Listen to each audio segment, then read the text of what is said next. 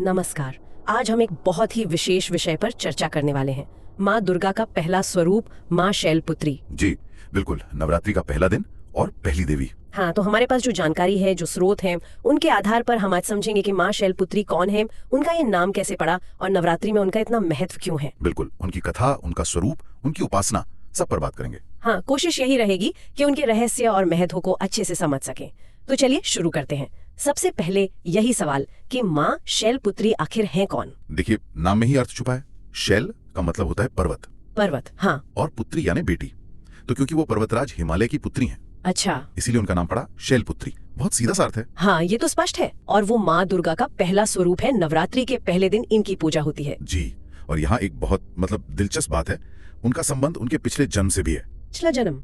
अच्छा। हाँ, स्रोत बताते हैं कि पिछले जन्म में वो सती थी, राजा दक्ष की पुत्री और भगवान शंकर की पत्नी। हाँ हाँ, सती, वो कथा तो बहुत प्रसिद्ध है, दक्ष के यज्ञ वाली। बिल्कुल वही। जब उन्होंने अपने पिता के यज्ञ में अपमान महसूस किया जी। और अपने पति का भी अपमान देखा, तो वो उस अपमान को सहन नहीं पाई और उन्होंने उसी यज्ञ की अग्नि में आत्मदाह कर लिया। बहुत दुखद। जी, तो वही सती अगले जन्म में पर्वतराज हिमालय और रानी मैनावती के घर जन्मी। अच्छा, तो सती का ही दूसरा जन्म है पार्वती। हाँ, इस जन्म में वो पार्वती नाम से जानी गई क्योंकि वो पर्वत की पुत्री थी। शैलपुत्री और पार्वती मतलब एक ही शक्ति के दो नाम जन्म के आधार पर। बिल्कुल सही।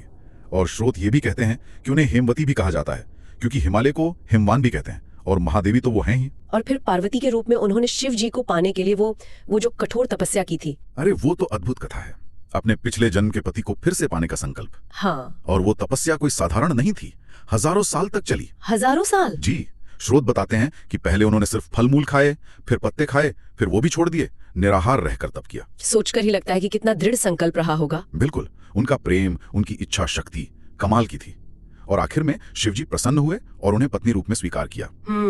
अद्भुत। अच्छा, अब जरा उनके स्वरूप पर आते हैं। माँ शैलपुत्री दिखती कैसी है, क्या प्रतीक है उनके? हाँ, स्वरूप की बात करें तो जैसा शास्त्रों में वर्णन है, बहुत शांत, सौम्य और दिव्य रूप है उनका। शांत और सौम्य? जी, उनका वाहन है वृषभ यानी नंदी बैल। नंदी शिव जी का वाहन? हाँ, नंदी स्थिरता, शक्ति और धर्म का प्रतीक है। उनके दो हाथ हैं, दाहिने हाथ में वो त्रिशूल धारण करती हैं। त्रिशूल शिव जी की तरह? जी, त्रिशूल सृष्टि के तीन गुणों सत्व, रज, तम का प्रतीक माना जाता है, या कह सकते हैं इच्छा शक्ति, क्रिया शक्ति, ज्ञान शक्ति का, और संहार की शक्ति भी, अधर्म का नाश करने वाली। और बाएं हाथ में कमल का फूल है। कमल देखिए कीचड़ में खिलता है पर उससे अलग रहता है, तो ये पवित्रता, सौंदर्य, ज्ञान, अनासक्ति, इन सब का प्रतीक है। सही बात है। और एक और चीज, उनके मस्तक पर अर्धचंद्र भी है। अर्धचंद्र? वो भी शिव जी की तरह? हाँ, ये शिव जी के साथ उनके अटूट संबंध को दिखाता है और चेतना की उच्च अवस्था का भी प्रतीक हो सकता है। तो कुल मिलाकर उनका स्वरूप जो है वो सौम्यता और शक्ति का एक अद्भुत संतुलन है। ये तो बहुत गहरा अर्थ है। तो अब ये समझते हैं कि धार्मिक और आध्यात्मिक नजरिए से उनका इतना महत्व क्यों है और नवरात्रि की शुरुआत उन्हीं से क्यों? ये बहुत महत्वपूर्ण सवाल है।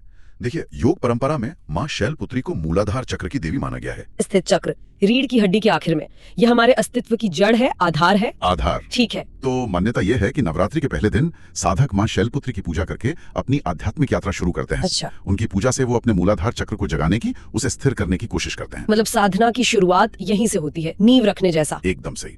जैसे किसी इमारत के लिए नींव मजबूत होनी चाहिए, वैसे ही आध्यात्मिक उन्नति के लिए मूलाधार का स्थिर होना जरूरी है। माँ शैलपुत्री वही स्थिरता प्रदान करती हैं। तो वो शक्ति और भक्ति का पहला कदम हुई। बिल्कुल, पहला कदम, आरंभिक बिंदु। स्रोत कहते हैं कि उनकी पूजा से जीवन में स्थिरता आती है, संतुलन आता है, शांति मिलती है। ये तो बहुत जरूरी है आज के समय में। हाँ, जब जीवन का आधार यानी मूलाधार संतुलित और ऊर्जावान होता है, तभी व्यक्ति आगे बढ़ पाता है, चाहे वो दुनियावी तरक्की हो या आध्यात्मिक। इसीलिए नवरात्रि की शुरुआत उनसे करना इतना सार्थक है। जी बिल्कुल, ये स्थिरता ही आगे की साधना का आधार बनती है। तो फिर इनकी पूजा कैसे की जाती है, मतलब कोई विशेष विधि है? हाँ, विधि बताई गई है। संक्षेप में समझे तो नवरात्रि के पहले दिन सुबह जल्दी स्नान करके साफ कपड़े पहनकर माँ का ध्यान करें। ठीक है। पूजा की जगह पर माँ की तस्वीर या मूर्ति रखें। कलश स्थापना का भी विधान है, गंगा जल से पवित्र करके। अच्छा। और क्या चढ़ाते हैं? देखिए, माँ शैलपुत्री को सफेद रंग बहुत प्रिय है। सफेद रंग? हाँ, उनकी सादगी और पवित्रता का प्रतीक। तो सफेद कपड़े, सफेद फूल जैसे चमेली, ये सब अर्पित करते हैं। घी का दीपक जलाते हैं। और मंत्र? एक सरल सा मंत्र है, ओम देवी शैलपुत्र्याय नमः। ओम देवी शैलपुत्र्याय नमः। जी, इसका यथाशक्ति जाप करना चाहिए। फिर फल, दूध या घी की मिठाई का भोग लगाएं और अंत में आरती। ये तो काफी सरल विधि है, मतलब श्रद्धा और भाव मुख्य है। बिल्कुल, भाव ही प्रधान है। कोई भी अपनी सुविधा और सामर्थ्य के अनुसार कर सकता है। ठीक है। अच्छा, एक बात और, क्या माँ शैलपुत्री से जुड़ा कोई विशेष रहस्य या संदेश भी है, मतलब सिर्फ देवी रूप के अलावा? हाँ बिल्कुल है, और ये बहुत गहरा पहलू है। वो सिर्फ एक देवी नहीं है, वो कुछ मूल्यों का प्रतीक भी है। जैसे तपस्या, संयम और दृढ़ता। सोचिए, उन्होंने शिव जी को पाने के लिए कैसी अविचल तपस्या की। वो हमें प्रेरणा देती हैं कि अपने लक्ष्य के लिए डटे रहो, संयम रखो। हाँ ये तो है। और फिर उनका नाम शैलपुत्री, पर्वत की बेटी। पर्वत कैसा होता है? स्थिर, हाँ, अडिग, अटल। चाहे आंधी आए, तूफान आए, वो अपनी जगह रहता है। सही बात है। तो मां शैलपुत्री में भी वही स्थिरता, वही अटलता की शक्ति मानी जाती है। उनका संदेश यही है कि जीवन में मुश्किलें आए, चुनौतियां आए, घबराओ मत, विचलित मत हो। पर्वत की तरह अडिग रहो। हाँ, स्थिर रहो, शांत रहो, मजबूत रहो और सामना करो, अपने रास्ते पर चलते रहो। ये बहुत बहुत शक्तिशाली संदेश है। और ये बात फिर से जुड़ती है मूलाधार चक्र से। बिल्कुल, नवरात्रि की शुरुआत उनसे इसीलिए है कि साधक पहले अपनी नींव, अपना आधार यानी मूलाधार को मजबूत करे। जब जड़ें मजबूत होंगी तभी पेड़ बड़ा होगा। एकदम। जब जीवन का आधार स्थिर और ऊर्जावान होगा, तभी तो इंसान आगे बढ़ेगा, सफल होगा, चाहे आध्यात्मिक क्षेत्र हो या सांसारिक। तो ये पहला और सबसे जरूरी चरण है नवरात्रि साधना का। जी, यही आधार भूमि तैयार करता है अगले 8 दिनों की साधना के लिए। तो अगर हम आज की चर्चा को संक्षेप में देखें, माँ शैलपुत्री पर्वतराज हिमालय की पुत्री हैं। जी, सती का पुनर्जन्म, पार्वती का ही रूप। त्रिशूल और कमल, मस्तक पर अर्धचंद्र। बिल्कुल। और आध्यात्मिक रूप से वो मूलाधार चक्र की देवी हैं। इसीलिए नवरात्रि साधना का पहला कदम उन्हीं की पूजा है। हाँ, जीवन में स्थिरता, संतुलन और शक्ति लाने वाला पहला कदम। सही। असल में देखें तो माँ शैलपुत्री धैर्य, शक्ति, भक्ति और अटूट संकल्प का प्रतीक है।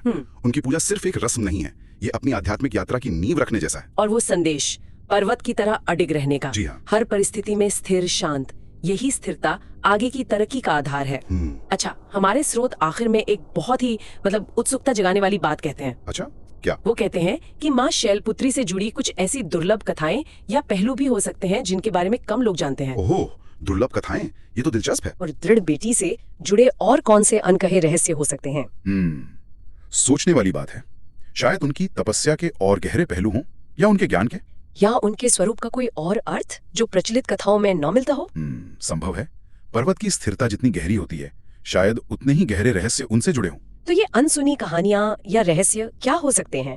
ये वाकई आगे की खोज और चिंतन का विषय है। बिल्कुल, एक नई दिशा सोचने के लिए।